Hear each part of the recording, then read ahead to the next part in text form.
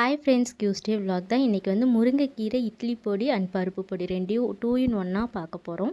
அதுக்கு முருங்கைக்கீரையை நல்லா வெயிலில் வந்து காய வச்சு எடுத்துக்கோங்க. அதோட இந்த இன்க்ரீடியன்ட்ஸ் எல்லாமே நான் ஃபஸ்ட் கமெண்ட்டில் பின் பண்ணியிருக்கேன். இது எல்லாத்தையுமே ட்ரை ரோஸ்ட் பண்ணி எடுத்துக்கணும். ட்ரை ரோஸ்ட் பண்ணி எடுத்துகிட்டு அதில் உப்பும் பெருங்காயத்தூளும் லாஸ்ட்டாக ஆட் பண்ணிக்கோங்க.